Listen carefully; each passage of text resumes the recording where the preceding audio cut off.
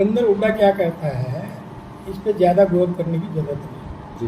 भूपेंद्र हुड्डा का ज़माना आपने देखा, किस तरह से ठेकेदारी प्रथा चलती थी, किस तरह से सब नौकरियों में घालमेल था, आप देख रहे होंगे। और आज बिना पर्ची बिना खर्ची के हम नौकरियां दे रहे हैं। आज मेरी विधानसभा में जो पीछे लिस्ट आई थी क्लास 3 की, 300 बच्चे लगे। कभी जीवन में आदमी नहीं सोच सकता।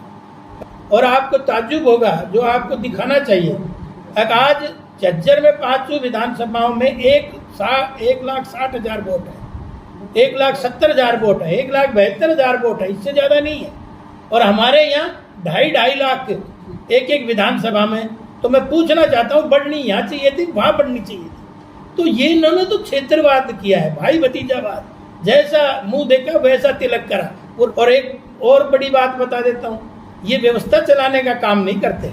इनका जब राज आता है तो धक्का पेली का काम करते हैं। और आपने देखा, आज मैं सांगी का रिकॉर्ड देख रहा था बिजली बिलों का, जो इसका गांव सांगी में आज 70% लोग इलेक्ट्रिक लॉस है, और गांव में आसपास नहीं है।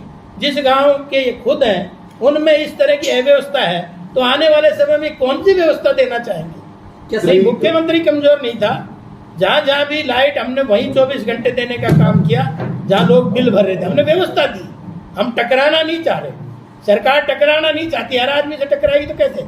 हमने व्यवस्था वैसी बनाई, इसलिए बहुत सारे लोग जो नहीं देते थे उन्होंने बिल भरे। कोसली से भाजपा विधायक लक्ष्मण सिंह यादव ने पूर्व मुख्यमंत्री भूपेंद्र सिंह हुड्डा द्वारा अब की बार 400 पार के नारे पर तंज कसने पर उन्हें आड़े हाथों लेते हुए कहा, भूपेंद्र सिंह हुड्डा क्या कहता है इस पर नहीं करना चाहिए गौर। नारा देने का आधार होता है, बन रहा है देश का मूड। एनडीए को मिलेगी 400 से अधिक सीटें। हुड्डा के समय क्षेत्रवाद हावी रहा है, परिसीमन के माध्यम से दक्षिणी हरियाणा को कमजोर किया है, परिसीमन के माध्यम से भेदभाव किया गया है।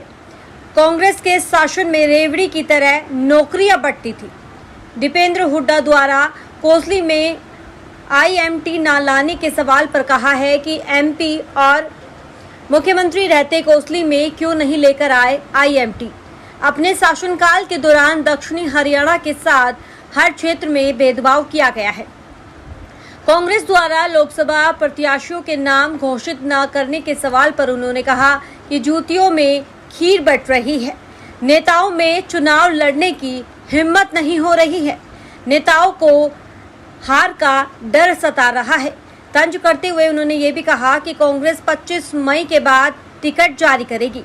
यह भी उन्होंने कहा कि 27 अप्रैल को मुख्यमंत्री नायब सिंह सैनी गोठड़ा टप्पा डहीना में जनसभा को संबोधित करेंगे। जिला कार्यालय में पत्रकार वार्ता कर रहे थे। देखिए, आईएमटी वो तो एमपी भी थे और मुख्यमंत्री भी थे। जब आईआईटी नहीं लेके आए, आईएमटी नहीं लेके आए, तब तो मुख्यमंत्री थे। एमपी का एक सीमित दायरा होता है और मुख्यमंत्री का बहुत बड़ा दायरा होता है, वो तो दोनों ही थे। दक्षिणी हरियाणा को क्या दिया उन्होंने? जब NH-71 निकल के आया तो जैसे ही झज्जर में थे तो बाईपास हर गांव से निकल के आया, जैसे ही रेवाड़ी की भूमि में घुसे वैसे ही गांव के बीचों बीच निकल के आया। चाहे किसी की दुकान टूटी, चाहे हमारे गुरावड़ा का स्कूल टूटा, चाहे अन्य संस्थाएं टूटी। तो ये एक मानसिकता का फर्क है। तो इसलिए मैं कहना चाहता हूँ, आज वो इस कहने लायक नहीं है। पेच नहीं फंसा, किसी की हिम्मत नहीं होगी चुनाव में। और कांग्रेस में आपने बताया कि जूतियों में खीर बट रही है जी। डिले होने का मुख्य कारण आपस में क्लेश है। दूसरा, कोई हिम्मत नहीं कर पा रहा टिकट लेने की, क्योंकि हार का मुंह सबको दिख रहा है, इसलिए कोई आगे नहीं आना चाहता।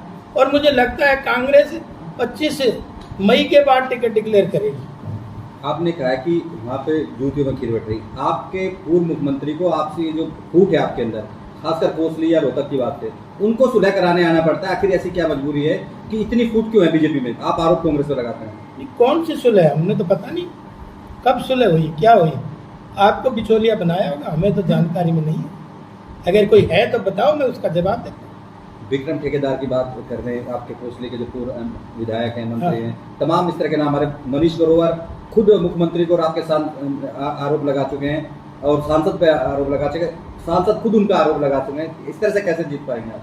क्या जीतने को मोदी जी को देख रहे हैं लोग, मोदी जी को वोट दे रहे हैं सीधा सीधा।